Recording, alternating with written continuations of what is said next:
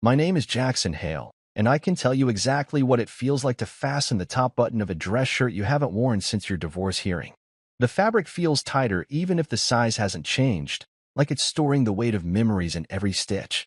I stood in front of the bedroom mirror, tugging at a navy tie I'd barely managed to knot, staring into my own eyes like they belonged to someone else. Someone older. Someone who had once believed in family. Behind me, the bedroom door creaked, and the soft shuffle of socked feet approached. "You look like someone important," Milo said, his voice small but sincere. He stood in the doorway wearing his pressed navy blue suit with the crooked bow tie I'd clipped on 15 minutes earlier. His dark hair was still slightly damp from the rushed shower, and his shoes, scuffed black sneakers, told the truth about our morning. We couldn't afford new ones. "Do I?" I smiled through the knot in my chest. He nodded, solemn. "Yeah. Like a lawyer on TV." I chuckled.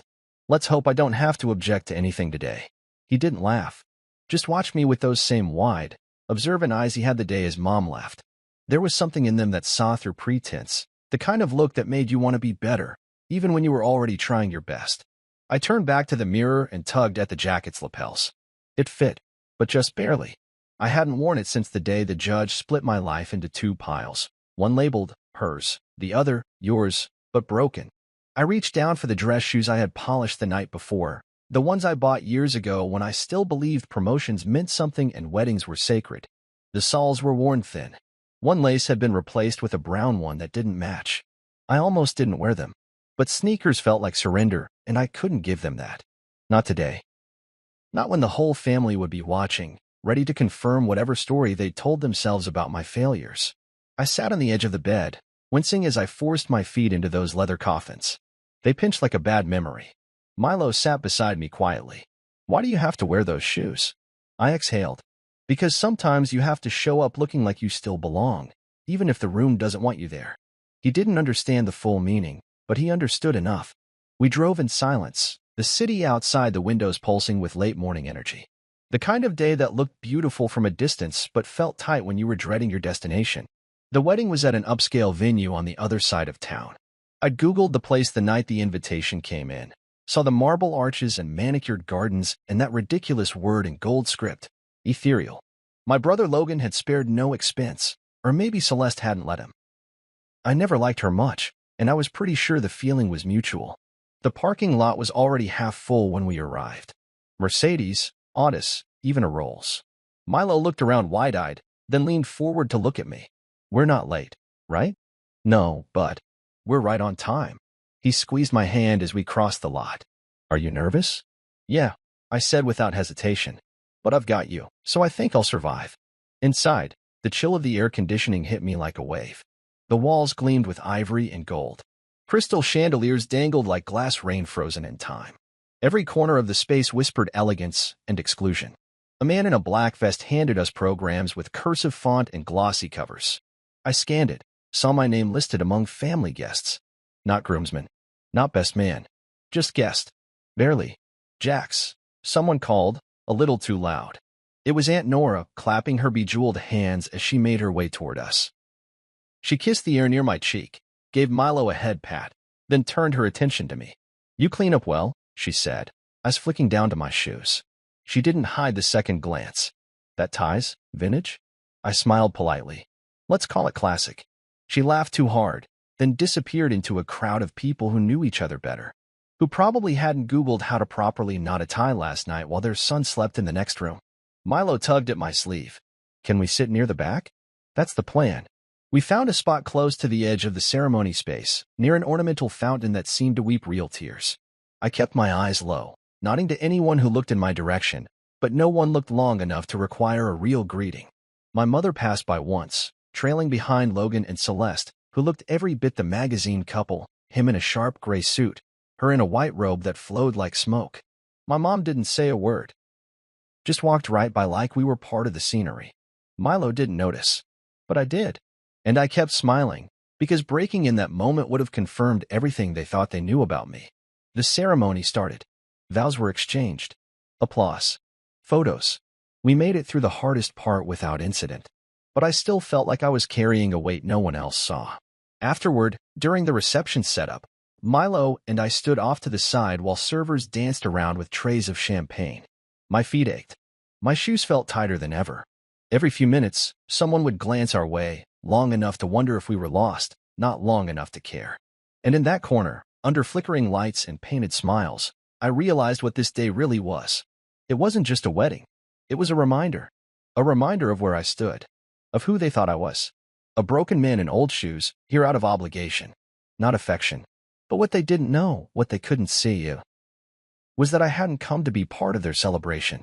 I had come to survive it. And I would. Because Milo was watching. The moment we stepped into the reception hall, I felt it, the shift. Like walking into a museum where you're not sure if you're allowed to touch anything, let alone belong. The venue screamed wealth and curated perfection. Gold-accented tables arranged like a magazine spread, white roses floating in tall glass vases, soft classical music humming underneath the chatter of people who wore tuxedos like second skin. Even the air smelled expensive, like someone had sprayed cologne into the vents. Milo's small hand gripped mine tighter. His little navy suit was wrinkled at the hem, and the sleeves were just a tad too short. We'd borrowed it from a friend. But his bow tie was straight, and his smile was real. That mattered more than the suit ever would. "Dad," he whispered, eyes wide. "There's a chocolate fountain. Don't stare at it too hard," I said, managing a smile. "They might charge you for looking." He laughed, and I tucked that sound into the pocket of my memory. It was one of the few things about this day I knew I'd want to remember. We made our way to our table, table 12, way in the back, next to a huge potted tree and a speaker stand. I noticed there was no assigned seating for family beyond the head table. It was subtle, but deliberate. Everyone who mattered sat near the front, close to the newlyweds, cameras, and speeches. We were background. "Cool lights," Milo said, looking up at the chandeliers. "Yeah, real nice," I replied, trying to keep the bitterness from leaking into my voice. He didn't need to carry my disappointment too. People floated around in designer suits and silk dresses, their laughter bubbling like champagne. Waiters glided by with trays of flutes, and when one stopped near us, I reached for a glass without thinking. "Champagne, sir?" "Just one, thanks." He handed it to me, but before I could bring it to my lips, I caught sight of two women standing nearby, both in shimmering gowns, their voices low but not quite low enough. "That's him," one said, barely glancing in my direction. "The single dad, right?" the other replied, her tone somewhere between pity and intrigue. I didn't react, just held the glass and gave them the smallest, practiced smile I perfected over the last few years. The kind that says, "Yes, I heard you. No, I'm not surprised." Milo leaned against my side. "They're talking about you again." "It's okay, bud," I said. "Some people talk because they don't have anything real to say." He nodded slowly, thoughtful, then picked up a menu card from the table and started sounding out the words, trying to read them like a second grader pushing through a spelling test. I watched him, grateful for the distraction, and even more grateful for his presence. He grounded me in a way nothing else could. "Mr. Hale," a woman's voice called from behind. I turned to see a waitress in black slacks and a cream blouse. She held a folded napkin and gestured toward my jacket. "You've got something on your lapel?" Of course I did. I reached up to brush it off, probably a piece of lint or a rogue crumb from the hors d'oeuvres I'd snagged earlier. She smiled politely and walked away, but not before sneaking a look at my shoes. They didn't belong here either. At the head table, Logan and Celeste made their entrance to applause. He looked stiff in his tux, like he was trying to remember how to smile naturally. Celeste, however, owned the moment. Her white dress shimmered like it had its own spotlight, her hand wrapped around Logan's arm in a grip more possessive than affectionate. She waved at the crowd like royalty, then whispered something in Logan's ear that made him chuckle, even though his eyes didn't quite match the sound. Milo clapped politely beside me, then leaned close. "Is she the kind of person who likes being stared at?" I smirked. "She's the kind of person who'd be upset if she wasn't." We sat through the toasts that followed, some charming, most forgettable. Every so often, someone's eyes would land on me for a beat too long, as if trying to figure out how I'd made it into the guest list. Even Celeste's parents glanced over with tight-lipped politeness. I knew that look. The one people reserve for the divorced guy who gets invited out of duty. Logan hadn't spoken to me much since we arrived. A quick head nod at the church, maybe a "thanks for coming," I barely caught. I couldn't blame him. We hadn't been close since the split. He'd taken Celeste's side without much hesitation, and I stopped asking for explanations after a while. You learn not to beg people to see the truth once they've decided what suits them. Still, being here felt like walking barefoot across broken glass while everyone else danced. Milo started getting restless halfway through dinner. Can I go see the fountain now? All right. Stay where I can see you. Don't get chocolate on your shirt. He gave me a salute and darted off toward the dessert table. I watched him go, that small frame weaving between people with so much ease, so much light. He didn't yet understand the politics of family or the quiet cruelty of being tolerated instead of welcomed. But someday he would. And I prayed when that day came, he'd remember how I stood, not proud, maybe, but not bowed either. Because even in these uncomfortable shoes and borrowed respect, I still showed up. And sometimes, that's where the change begins. I raised the champagne flute, didn't drink, just watched the bubbles rise. Something about today was building. I didn't know it yet, but it wasn't just the tension in my gut or the whispers in the room. It was the fault line under everything fake. And it was about to crack. The moment Celeste's voice rose above the clinking glasses and polite applause, I felt the air shift. My pulse ratcheted up as she took the microphone from her maid of honor, that practiced smile on her face like a knife she was just itching to twist. I watched her fingertips circle the metal, the way she cleared her throat theatrically before she peered over her reflection in the podium's chrome finish, as though she were savoring every second of an audience waiting to be amused. Milo clutched my jacket sleeve, his wide eyes flicking between me and the stage. I sent him a quick, reassuring nod, though the terror in my chest betrayed the calm I tried to project. I knew what was coming. I'd seen that look before, her triumphant tilt of the chin when she had me cornered at family gatherings, drawing a laugh at my expense. That kind of cruelty was an art form for her. Ladies and gentlemen, she began, voice sweet enough to mask venom, I want to talk about my dear brother, Logan. Light laughter, a sip of champagne in someone's glass. He's come so far, found love, and matured into a man we all admire. And then there's his brother. Her lips quirked into a mock grin. Well, he's here too. The microphone lowered an inch, just enough to let her gaze sweep the tables. I felt eyes slide toward me in unison, a silent countdown to ridicule. I raised my head, braced my jaw. Milo's grip tightened. He knew. Celeste cocked her head, as if weighing her next words for maximum damage. I mean, look at him, single dad, doing his best. Almost adorable. She laughed, a chirp that echoed in the chandeliers above. My face burned. I squeezed Milo's hand, digging my nails into my palm so hard I could taste copper. A few polite coughs filled the gap where decorum briefly held sway. And then, I heard it. Logan's laugh, low and easy, but loaded. He leaned forward, elbow on the table, eyes on the microphone as if it were a business deal. She's right, you know, he said, voice carrying just a little too clearly. Like a discount model with a scratch label. It happened so fast, the laughter rippling across the room, forks freezing midair, guests exchanging smirks and raised eyebrows. My heart slumped beneath the weight of every mocking grin. The buffet servers paused in their measured steps, champagne flutes trembled, and laughter swelled like dark water crashing into a dam. I gripped Milo's hand under the table, squeezing until his knuckles turned white. He looked up at me, confusion warring with hurt in his eyes. Dad, he whispered. I pressed my lips together, nodding once so fiercely my neck ached. I wanted to tell him it didn't matter, that I was used to it. But the truth was, it mattered more than anything. It stung deeper than any insult I'd endured. This was my brother, my flesh and blood, joining in the public shaming of a father who rose every morning to love his child and stitch together the pieces of their shattered family. I swallowed, forcing my throat to loosen. I could feel tears pooling, burning behind my eyes. I leaned toward Milo under the table.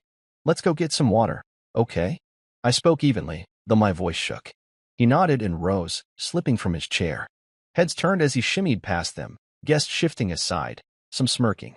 I followed, torchlight of humiliation on my heels. The hall felt like it had narrowed around us, every footstep echoing on polished marble. The laughter continued unabated, swelling behind me like a freight train.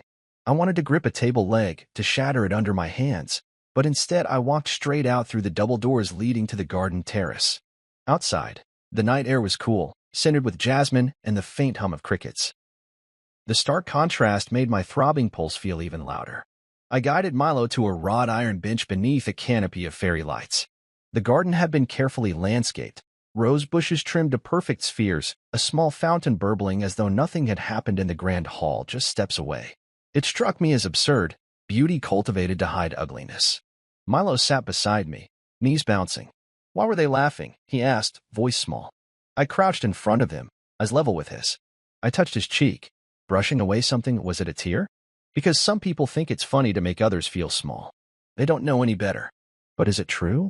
His question sounded innocent, but it cut like a blade. No, I paused, swallowing against a lump the size of a fist. You're the best dad I know. He looked up, searching my face in that brave way only a child can. You are. I swallowed again, fierce pride igniting in my chest. I am. And no scratched label can change that. He nodded, like he was committing it to memory. I hugged him tight, wrapping my arms around his little frame until I felt his heartbeat steady.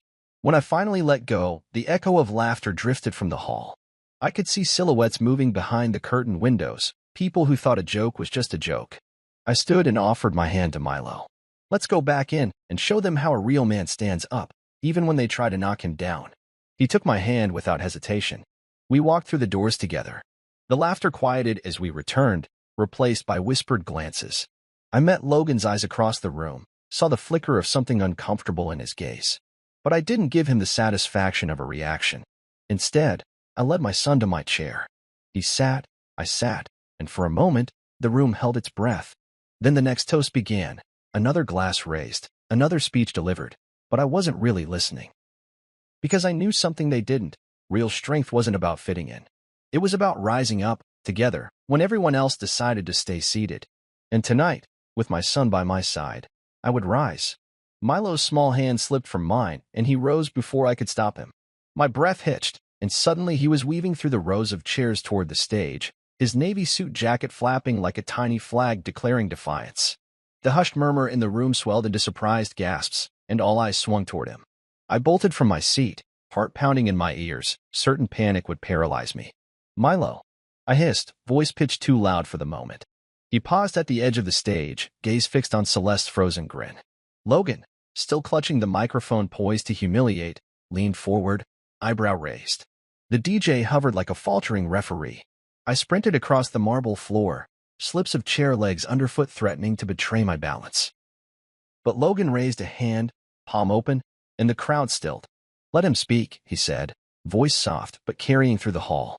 I skidded to a stop just behind my son, dread and pride colliding in my chest. Milo climbed a few steps to the raised platform and grasped the microphone with both hands, as though his grip alone could steady the storm. His small face, illuminated by spotlights and anticipation, shone brave and unflinching. I hovered at the base of the stage, tears stinging my eyes as I watched him face the sea of faces that had mocked me. He cleared his throat once, louder than I expected, and the room went silent. The clink of a champagne flute halting the hand that raised it. The hum of conversation dying on lips. Everyone leaned in. I know something about the bride, he began, voice calm and measured, the echo of that church hallway confidence I'd taught him when he hesitated before the judge's bench. My stomach dropped. I had no idea what he'd discovered. Just that whatever it was, he was about to tell it. Celeste's eyes narrowed. She took a step back, as though the world had shifted beneath her feet. Logan's grip on the microphone slackened. Guests exchanged curious glances, some frowns, some raised eyebrows. I felt blood roaring in my ears. Wished I could shield him from the tension he'd unleashed. Milo continued, unblinking. I heard her talking before the wedding, he said, chest rising with each breath. She said she didn't really want to marry Uncle Locke. I swallowed hard, my heart fracturing at the sight of my son wielding truth like a sword. 5 minutes alone. That's all it took when I'd let him run to get water earlier. I never imagined he'd stumble onto something that cut through the veneer of this day with surgical precision. Milo waited, then pressed on. She said she just needed someone stable who'd give her money and wouldn't ask questions. His voice trembled only a fraction, bravery and vulnerability in equal measure. The crowd shifted uneasily. Footsteps clicked on marble as chairs were straightened. Celeste's lips parted, searching for a retort, but none came. He looked out over the sea of well-dressed strangers, then landed his gaze on her. And she said once she married him, she'd make sure people like my dad never came around again. A collective breath exhaled shock, shame, maybe even guilt. I could feel heat rising in my face as eyes turned to me with new awareness. Celeste struggled for words, her false laughter a hollow echo. She raised her hand as if to wave off the accusation, but her gesture was too late. The revelation had spread through the room like spilled wine staining a white tablecloth. Then from the back, a clear voice rang out. Renee, Logan's old friend and my brother's ex, stepped forward. He didn't misunderstand, she called. I heard it too. The affirmation echoed in the charged silence. Gasps rippled through the guests. Celeste sank, shoulders folding inward like paper losing its shape. Logan rose from the head table, chair scraping in protest. He walked toward my son, slow, measured steps that felt like the relief of an anchor lifting. When he reached Milo, Logan knelt and wrapped him in a fierce hug. The microphone trembled in his hand as he spoke. Thank you, he said, voice thick with emotion. Thank you for showing us all the truth. I watched, tears blurring my vision, as the crowd erupted in applause. Not for the bride, not for the groom, but for a boy who refused to let lies stand. He had reclaimed my dignity, but more importantly, he'd reminded every adult in that room of the cost of deceit. The DJ cut the music, leaving only the sound of clapping and Celeste's silent tears. Logan turned and faced the guests. He raised the microphone again, voice rich with resolve. This wedding is postponed. The words boomed like thunder in the stunned hall. Tables rattled as champagne glasses were set down. No one cheered. This time, silence spoke volumes. Then, someone started to clap, seat by seat, until the entire room rose in ovation. Milo stood beside me, chest swelling with something I'd never taught him, the knowledge that truth, even spoken by a child, carries power. I stepped forward and put an arm around my son's shoulders. His head barely reached my chest, but next to him, I felt 10 feet tall. Logan clasped my shoulder, eyes wet. I'm sorry, Jax, he murmured. I should have protected you. I nodded, voice caught, and squeezed my son closer. In that moment, under the shattered illusions of perfection, I felt a surge of something stronger than pain, pride.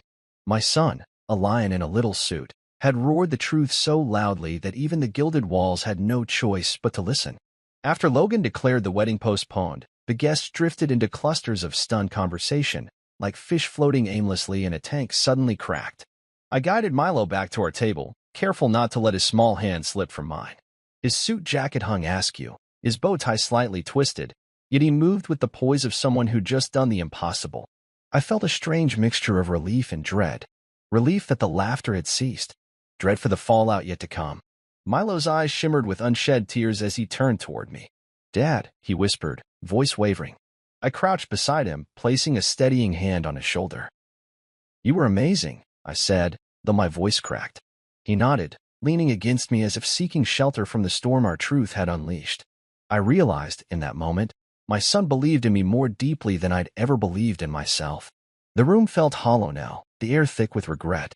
Teenagers in designer dresses stared at their phones, perhaps filming this small rebellion. Elderly relatives hovered, mouths agape, unsure whether to comfort the bride or congratulate the boy. Celeste had sunk into a chair at the head table, her white gown pooling around her like spilled milk. Logan hovered nearby, torn between fury and sorrow as he stared at the floor. A waiter approached, offering champagne. I shook my head and offered a polite smile.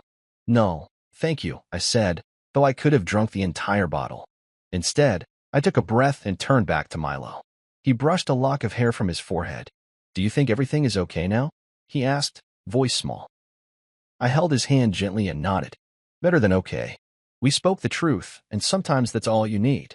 He looked out at the crowd through wide eyes. But what will they do to us? His question hung heavy between us. I swallowed, choosing my words with care. Some will be angry. Some will understand. But no one can take away what you did. My voice grew firmer as I watched his shoulders straighten. The boy who had clung to me moments ago now looked like a young man ready to face whatever came next. Logan approached, his face drawn. He crouched beside us, resting a hand on my shoulder. I'm sorry, he said again, voice thick. I never should have let her joke about you. Or laughed along. I looked at him, truly saw him for the first time in years, my brother, flawed but capable of regret. I offered a small nod. It's done now, I said. We moved forward. He glanced at Milo, pride and sorrow warring in his eyes. Celeste rose unsteadily and met my gaze across the table. Her lips trembled, regret etched in every line.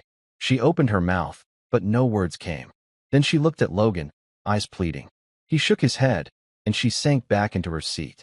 The silence that followed held more meaning than any speech could. It was the quiet aftermath of truth, raw and unvarnished. Milo squeezed my hand, and I leaned in close. "Want to get some fresh air?" I asked. He nodded, relief flickering in his eyes. We stood together and slipped away from the glittering lights and shattered ceremony. Outside, the garden was cool, the jasmine-scented breeze a balm on my skin. We walked toward the wrought iron bench where we'd retreated before. He sat, and I crouched beside him, pulling him into a gentle embrace. He rested his head against my chest, and I felt the steady beat of his heart. I stroked his hair and whispered, "I'm so proud of you." He raised his head and looked at me with solemn intensity. "I did it because you taught me to speak my mind," he said. I held his gaze, gratitude and love flooding through me. "And I'll always be here to listen," I promised. In that quiet moment, with the distant echo of polite chaos behind us, I realized something profound. The storm had passed, leaving us cleansed. We weren't just survivors of a fractured family's cruelty. We were architects of our own dignity. And as I held my son under the starlit sky, I knew the quake we'd set in motion was only the beginning of our new foundation, one built on truth, courage, and unshakable love. The hush that followed Milo's declaration coiled around the reception hall like a living thing, squeezing the air from every breath. I watched Celeste's face pale, the careful makeup flaking at the edges as her composure crumbled. She blinked, then opened her mouth to deny the accusation, but the words caught in her throat. On the other side of the room, plates of untouched hors d'oeuvres trembled on silver trays, and glasses teetered as guests exchanged furtive glances. I felt a tremor in my chest, both dread and fierce pride warring for dominance. My son had torn the curtain away, revealing the tent poles of lies that held this wedding aloft. That revelation had been 5 minutes in the making. 5 minutes I'd thought inconsequential when I left Milo alone to fetch water. I never guessed those moments would unspool the carefully choreographed script of the day. A low murmur rippled through the crowd, and I could practically hear the collective gasp as Renee stepped forward, confirming Milo's words. "She said those exact words," Renee declared, voice steady. I was right there. Her silhouette was sharp against the soft glow of the chandeliers, and her testimony cut through the silence like a blade. Celeste's shoulders sagged. Her mouth opened and closed like a fish out of water. Logan rose from the head table, eyes dark and troubled. He approached and laid a hand on Celeste's arm, a gesture half-hearted and unconvincing. "Is this true?" he asked, voice taut. Celeste's gaze darted to mine, pleading, but recognition of her own betrayal held her captive. She avoided Logan's eyes, looked instead at Milo, whose small frame stood unwavering under the spotlight of truth. "Uncle Logan," Milo said quietly, "she said she didn't love you. She said she just wanted someone who wouldn't question her." His voice was calm, but each word struck like a stone against stained glass. I felt an icy rush of anger for her arrogance, and even more for her cruelty in weaponizing love. Milo's eyes flicked to me, seeking confirmation. I forced a gentle nod, swallowing the lump in my throat. He took a steadying breath. "And she said she'd make sure people like Dad never came around again. She said she'd lock me out of this family so Dad would be alone." His confession hovered in the air, twitching like a live wire. The room fell silent again, this time, a heavy, shameful stillness. Some guests turned away, unwilling to witness the unspooling of a fairy tale. Others stared as though memorizing the moment when illusion shattered. I climbed the few steps to the stage, standing beside my son, feeling the curvature of his back pressing into mine. My shoes pinched, my heart thudded, but I remained rooted. Logan placed his hand on Milo's shoulder, then looked to Celeste with a mixture of hurt and disbelief. "Why?" he asked, voice soft but lethal. She met his gaze for a moment, and I saw regret flicker behind her eyes. But regret was a ransom she couldn't pay anymore. She began, then broke off, words dissolving into a ragged sigh. A woman near the back, one of Celeste's bridesmaids, someone I barely recognized, muttered. I overheard her too. Her admission picked at the edges of the silence, a second confirmation that no lie could withstand. Heads turned toward her, seeking more witnesses. The dam burst, and snippets of conversations floated up. "I heard it on the terrace. She said it to Marissa before the ceremony. We thought she was joking." Logan's posture stiffened.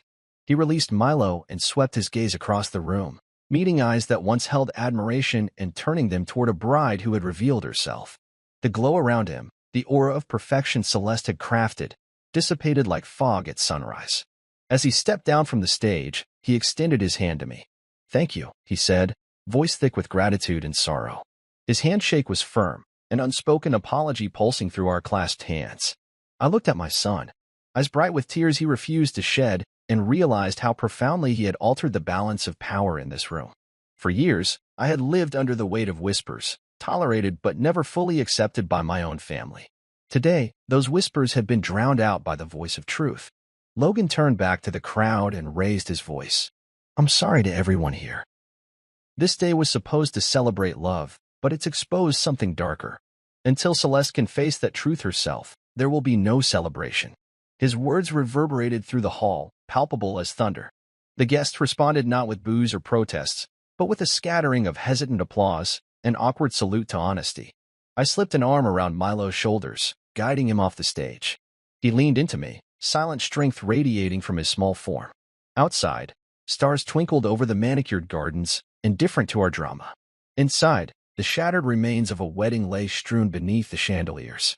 In that fractured elegance, I found a deeper beauty, the courage to speak truth, to stand unbowed against betrayal, and to reclaim dignity when everyone else tried to steal it. And as Milo and I walked through the hushed hall toward the exit, I knew this moment would redefine us forever. Not as the divorced man and his son, but as the bearers of truth, unbreakable and unashamed. The silence that followed Celeste's breakdown felt like the world had paused to catch its breath. Tuxedoed guests exchanged uneasy glances, satin gowns rustled as women shifted in their seats, and even the chandeliers seemed to hang suspended, unable to decide whether to glimmer or dim. I settled Milo into his chair, offering a gentle squeeze to his shoulder. His small hand flexed around mine, steady and sure. In that moment, I realized we weren't alone. From the back of the hall, Renee's voice cut through the tension. "It wasn't just me," she said, stepping forward into the soft pool of light. She held herself with quiet dignity, wearing a simple navy dress that contrasted sharply with the ostentatious decor. I heard Celeste say those exact words to her bridesmaid. A murmur rippled through the crowd, confirmation spreading like wildfire. I watched Celeste's face pale further, her lips pressing into a thin line. Then another voice joined in. Marcus, a cousin I barely remembered from holiday dinners, rose from his seat near the dessert table. "I was outside on a call," he added. "I heard her too." His booming baritone quivered with conviction, lending weight to every syllable. Guests turned toward him, some nodding in reluctant agreement, others squirming under the weight of their own silence. A hush fell again, deeper this time, filled with the electricity of truth unleashed. I took a breath, preparing to stand, yet when I glanced down at Milo's face, I saw the same resolve I felt burning in my chest. He didn't need me to speak. He had sparked the revelation. Now, allies were rallying around us. Celeste looked around frantically, as though searching for an escape route, but the hall had transformed into a courtroom where the jury was sworn to honesty. Logan rose, chair scraping the floor, and moved to our side. His expression had softened from anger to sorrow, and something like regret flickered in his eyes. He placed a firm hand on my shoulder, and I felt a current of solidarity pass between us, brothers again, united by the simple power of truth. The room cracked open further when Aunt Nora, the one who had once dismissed me with a patronizing kiss on the cheek, stood up. Her voice trembled as she spoke. "I'm ashamed it took this for me to listen. Jax, I'm sorry." She brushed at her eyes, and I saw genuine remorse. Across the aisle, even Celeste's mother, who had turned away when I arrived, rose slowly, clutching her pearls. She cleared her throat and said, "I should have protected my son, not my daughter's narrative." The admission echoed through the space, punctuating the moral fracture of this day. Something shifted then. The crowd realigned itself around shared principles. Whispers turned into open conversations. Guests who had avoided our glance now met our eyes with empathy. A few, who had laughed moments earlier, lowered their heads in shame. Servers paused in their service, trays of untouched appetizers forgotten, as everyone absorbed the unfolding reckoning. I glanced at Milo, whose dark eyes sparkled under the chandelier light. He sat up straighter, shoulders squared, as if drawing strength from every ally who spoke. In that moment, he was more than a boy who spoke truth. He was a catalyst for transformation. I felt pride bloom in my chest, so potent it threatened to overflow. Logan moved forward, raising his hand to quiet the hall. He held the microphone with a steadiness I hadn't seen since he was a boy learning to ride a bike. "Thank you, everyone," he began, voice firm. "Today has shown me who stands for honesty and who stands for convenience. This day was supposed to celebrate love, but it exposed betrayal. I vow to rebuild from this truth." His gaze swept the room, acknowledging those who had spoken and those who had remained silent. "Those who stand with us are welcome. The rest are free to leave." A ripple of applause followed, soft at first, then building into a crescendo that affirmed unity over division. Plates clicked down, glasses were raised, but this time the clinking wasn't about forced celebration, it was a salute to courage. I found myself standing alongside my brother, my son at my side, joined by Renee, Aunt Nora, and even Celeste's mother. We formed an unexpected coalition of truth-tellers. Celeste slid to the floor near the head table, tears streaking her cheeks. No one rushed to her side. This was her reckoning. Logan didn't offer comfort. Instead, he turned back to the throng, as though signaling a new beginning. The DJ, sensing the change in atmosphere, cued soft music, something hopeful and unhurried. I guided Milo toward the exit for fresh air, but halfway there, a hand caught my sleeve. It was the bride's father, his tie loosened and eyes red-rimmed. "Jax," he said quietly, "thank you for protecting my son. He'll be a fine man." The words, simple and sincere, were more valuable than anything Celeste had intended for this day. I nodded, choke of emotion constricting my throat, and he embraced me briefly before moving away. Outside, the garden felt alive, the night air fragrant with jasmine and possibility. I knelt beside Milo and hugged him tight. His small body shivered, not from cold, but from the magnitude of what he had accomplished. "You did it," I whispered. "You gave us our family back." He smiled, exhausted but radiant. "I did what was right," he said. And in that moment, I knew he had done more than right or wrong. He had shown everyone that truth forges the strongest alliances. Logan stood slowly, the micro-click of his chair legs the only sound in the stunned hall. Every eye snapped toward him as he cleared his throat, the hum of conversation dying before it could restart. Celeste's pale face trembled beneath the chandelier light, her hands twisting in the folds of her gown. When he finally spoke, his voice was low and measured. "You said that?" he asked Celeste, the question carrying the weight of every betrayal that had transpired in the last hour. She opened her mouth, then closed it, stammering as though the words she'd rehearsed 1,000 times had betrayed her in the final moment. I watched from my seat, heart pounding in my ears. I felt Milo's small hand slip into mine, his silent anchor. Logan's gaze shifted from Celeste to me, apology mingling with anger in his eyes. He took a step forward, then paused, collecting himself. "I'm sorry, Jax," he said, voice thick with both remorse and exhaustion. It wasn't the apology I needed, but it was the one he offered. The room held its breath, waiting to see if forgiveness would follow. I exhaled slowly, tracing the worn leather of my chair's armrest. Celeste swallowed, eyes glassy. "Logan, She began, but her voice cracked like a brittle branch underfoot. She glanced at the guests as if pleading for rescue, but the polished floor offered no refuge. Instead, Renee rose from her seat at the back, steady as a lighthouse. She knew what she was doing, she said, voice ringing clear. She planned this. A ripple of nods passed through the crowd. Even Celeste's own mother sat stiffly, lips pressed into a thin line as she read. Logan's jaw clenched. He turned toward the assembled guests, gaze sweeping over familiar faces now tainted by complicity.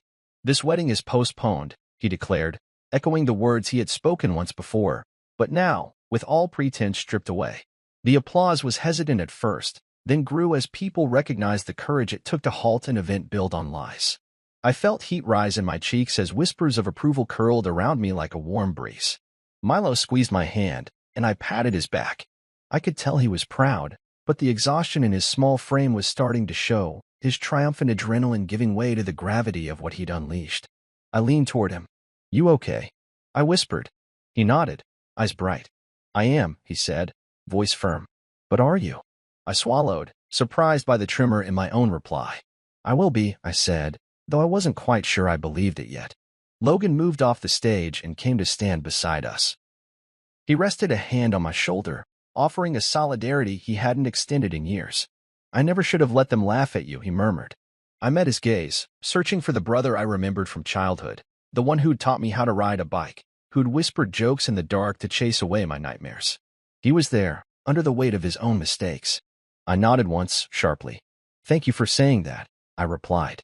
"It means more than you know." The guests began to disperse, some offering shy condolences, others simply catching their coats and departing.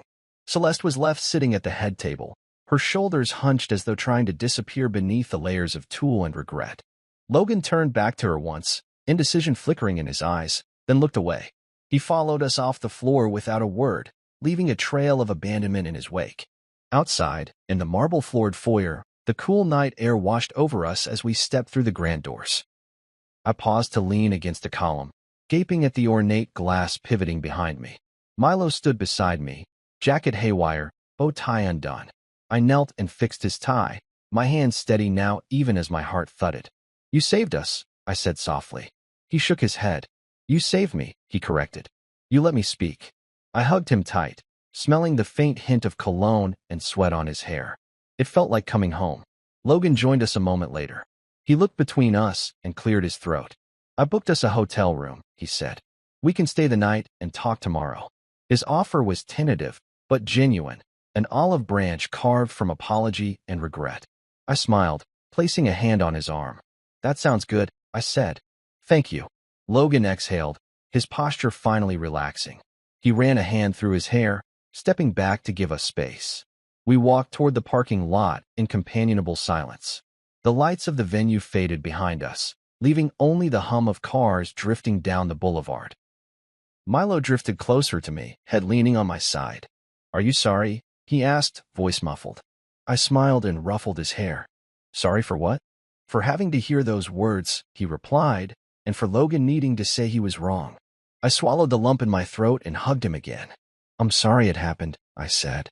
"But I'm glad it did. Because now we know where we stand." That night, I sat alone in the hotel room while Milo slept soundly on the pull-out bed beside me. I stared at my reflection in the dark window, tracing the lines of fatigue beneath my eyes. My phone vibrated with a new message. "Mom, things got out of hand. Hope you're well." I set it aside without replying. I didn't need her approval anymore, not after what I'd learned about loyalty and truth today. I exhaled deeply and turned off the lamp. As I lay back on the crisp white sheets, I felt the weight of the day settle over me like a cloak. It was heavy, but not burdensome.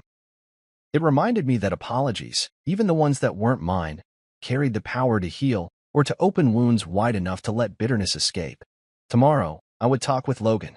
We would rebuild what had been broken, brick by honest brick. But tonight, I closed my eyes with a quiet certainty. We had survived the worst of the storm. And in the aftermath, when the calm finally arrived, I discovered something I'd lost long ago, my own voice, and the knowledge that no label, no insult, could ever erase the dignity I reclaimed today. We sat in the car in the nearly empty parking lot, headlights from distant street lamps glinting off the glossy white hood, rain-slick pavement shimmering like a black mirror beneath us. The venue's grand facade loomed behind, windows dark now except for the faint glow of a lone security light. Inside, chairs lay haphazard, champagne flutes abandoned on tables. The epicenter of yesterday's chaos. But here, in the quiet of the car, the world felt peaceful. Almost sacred. Milo slumped in the passenger seat, his navy suit wrinkled, bow tie askew, hair mussed from the wind. He stared out the window, eyes distant. I killed the engine and let the silence settle before I reached across and turned off the dashboard light. I rested my hand on his knee, warm through his trousers, and waited for him to speak. "Dad?" His voice was small, tentative. "Yeah, buddy?" I asked, leaning back against the headrest. He exhaled, tracing patterns on the door with his fingertip. "Do you feel better now?" he asked, shifting his gaze from the empty lot back to me. His question hung in the space between us, simple yet profound. I considered lying, saying I felt great. Everything had changed. But he deserved the truth. "I do," I said finally. "I feel stronger than I have in a long time. But I'm also tired." He nodded, as if understanding the weight of both statements. When I first told him that we'd survive the wedding, I meant it then, too. But surviving had always felt like barely clinging to the edge of a cliff.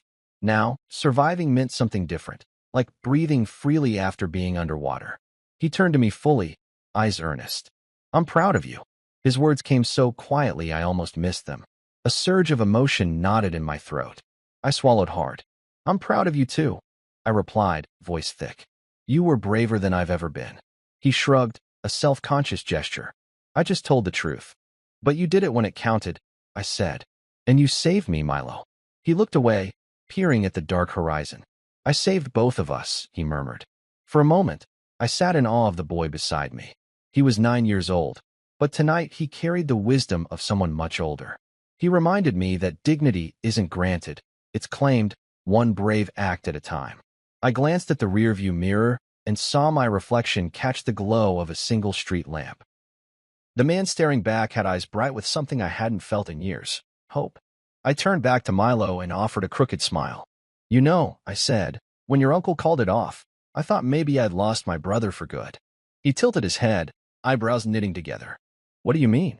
I explained, for years, after the divorce, your mom leaving, I felt like Logan forgot I existed. Like I was the brother who got erased. I paused. Tonight was proof he remembers. He remembered that I mattered. Milo's eyes softened. Do you think he's really sorry? I looked at him, measuring my words. I think he is. And I think that matters more than anything. He nodded. I want things to be better for you. My heart clenched. He wasn't just my son. He was my ally, my champion. Things will be better, I promised. Because we'll make them that way. He studied my face, that thoughtful gaze of his. Then his shoulders relaxed. Can we get some ice cream on the way home? He asked, voice brightening. I laughed, the sound rich with relief. Yeah, we can. We sat there for another minute, engines off, savoring the calm after the storm. The air smelled faintly of rain and asphalt, the world around us hushed as if granting us this moment of peace. I reached into the console and pulled out my phone. A text from Logan glowed on the screen. Heading home. Let's talk tomorrow. I hesitated, then typed. Sounds good. Thanks. I set the phone aside, leaning back to watch Milo's face illuminated by the soft glow of the instrument panel.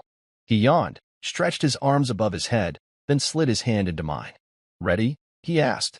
Ready, I echoed. I unlocked the doors, and we climbed out into the cool night.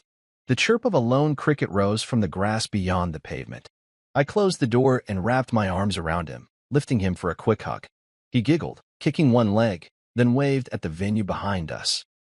Bye-bye, Big Lie Building, he said softly, and I had to choke back a laugh. Good riddance, I replied. We walked to the car, the gravel crunching beneath our shoes.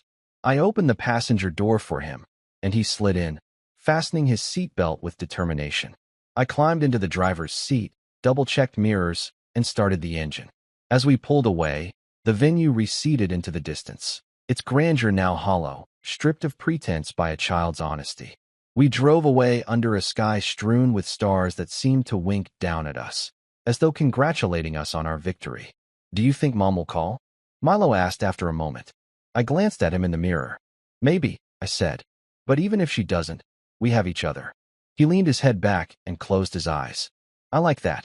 I swallowed around the lump in my throat, gripping the steering wheel with steady hands. Me too, buddy. Me too. We drove toward home, toward our life remade.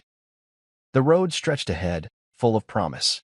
I knew there would be hard conversations tomorrow, moments of awkward reconciliation, and maybe some new cracks in the foundation. But tonight, as my son rested against me in the passenger seat, I felt something I never thought possible, unshakable peace. Because when the world tried to label me, a 9-year-old boy shattered the mold. And in the glow of that truth, I found a strength I'd never known I had, and a future I was finally ready to build. The morning sun filtered through the hotel curtains in long, golden shafts, painting the room in the promise of a new day. I blinked awake on the pull-out sofa, the crisp sheets rustling beneath me. Milo's soft breathing came from the narrow bed beside me. He was still asleep, face relaxed and untroubled. I sat up slowly, running a hand over my stubbled jaw, the events of last night drifting back into focus. We had weathered the biggest storm I'd ever faced. Not just as a divorced dad whose family had shunned him, but as a man who had nearly lost faith in himself. And yet in the silence of this room, I felt a quiet triumph humming beneath my ribs. The definition of my life had shifted irrevocably, redefined by truth-telling and the unbreakable bond with my son. I slipped from the sofa, careful not to disturb Milo, and padded into the adjoining bathroom.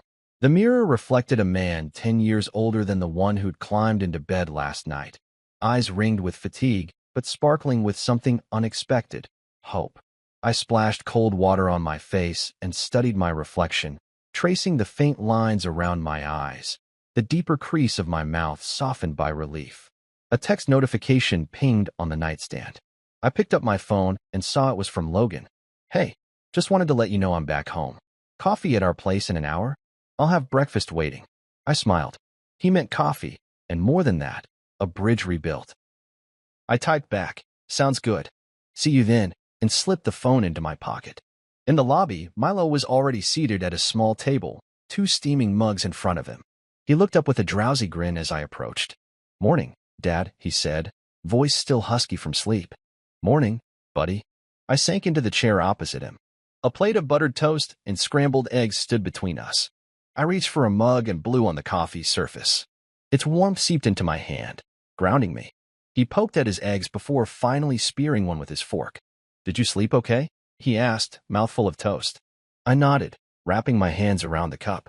"Like a rock." He studied me, eyes earnest. "I like this new plan." I laughed, nearly spilling my coffee. "New plan." He swallowed and pointed at the empty chair beside his. "This one." I followed his gaze. The chair was empty, reserved, I thought, for Logan and all the comfort he'd promised during our first real conversation in years. But then I realized he meant something more. This plan of truth and honesty, of standing tall together. "I like it, too," I said. He beamed, and my chest swelled. Later, Logan arrived, carrying a box of donuts. He gave me a nod, then knelt to ruffle Milo's hair. The tension that had hung in the air yesterday was gone, replaced by something warmer. I gestured to the donuts. "Those look dangerous." He grinned. "Maybe just a little." We ate in companionable silence for a few minutes before Logan cleared his throat. "Jax, I'm really sorry. For everything." I looked between him and my son, then met Logan's eyes at last. He wore that familiar mix of guilt and sincerity, an honest regret I hadn't seen in years. "I know," I said, "and I forgive you." He exhaled, shoulders relaxing. "I should have protected you back then, especially at Mom and Dad's house. I should have stood up when those whispers started." I nodded. "You weren't the only one who needed to learn something." I thought of our parents, how easily they'd allowed their favorite daughter's petty cruelties to eclipse my worth. But I realized in that moment I wasn't the same person who'd sat through their whispers and smirks. I was stronger now. Logan leaned forward. "Let's promise each other something. No more pretending we're something we're not. If you need help, or Milo needs me, you call." "I promise," I said. I extended my hand, and he shook it firmly. Milo, who had been watching the exchange with wide eyes, hopped off his chair. He threw his arms around both of us in a triumvirate hug. "Family," he declared, making me grin so wide my cheeks ached. After breakfast, as Logan and I lingered in the empty parking lot of the coffee shop, my phone buzzed again. The screen lit up with a text from Janice, "Mom. Things got out of hand. Hope you're well." I stared at the message for a long moment, thumb hovering above the keyboard. I could write something. An apology, an explanation, even an invitation. But I found I didn't want her approval anymore. Not after everything I'd learned about loyalty and courage. I locked the phone without replying. Logan nudged me. "Everything okay?" I slipped my phone into my pocket. "Yeah, everything's perfect." He looked at me curiously, then followed my gaze to where Milo laughed on the sidewalk, chasing a piece of fallen pastry with a shaky server. "We should get moving," Logan said. "Before he eats that." I laughed and ruffled Milo's hair. "Let's go home." The drive back felt different than any drive I'd taken in years. The city passed by in a blur of summer greens and sun-soaked pavement, but I saw it all as though for the first time. The park where Milo learned to ride his bike, the diner where he and I spent lazy Saturday mornings hunting for the perfect pancakes. It was home, our home, made stronger by every step we'd taken together. That afternoon, I pulled into the driveway of our small house, the one Milo and I shared. The front lawn was patchy, the paint on the shutters chipped, the mailbox leaning slightly to one side. Nothing about it was perfect. But it was ours. And today, it felt like the most beautiful place on earth. Milo bounded from the car and sprinted up the walkway, turning to wave. I unbuckled my seatbelt and climbed out, taking in the familiar sights. The sound of laughter spilled from inside, where his buddies from next door had gathered for an impromptu pool party. The scent of sunscreen and chlorine drifted through the open windows. I walked to the front door and hesitated, key in hand. I thought of the futures my son could have, one marked by honesty, resilience, and the refusal to be defined by other people's judgments. I thought of the legacy I wanted to leave him, a father who stood up, spoke up, and loved fiercely, no matter how many labels life tried to stick to us. I unlocked the door and stepped inside. The living room was scattered with towels and flip-flops, the television muted on a cartoon, and a pitcher of iced tea sweating on the coffee table. I inhaled deeply, savoring the hum of everyday life. Milo barreled through the hallway, water dripping from his hair. "Dad, guess what I built?" He held up a Lego creation, a fortress with a tiny knight and a dragon on guard. He slapped the pieces together, sending bits flying across the carpet.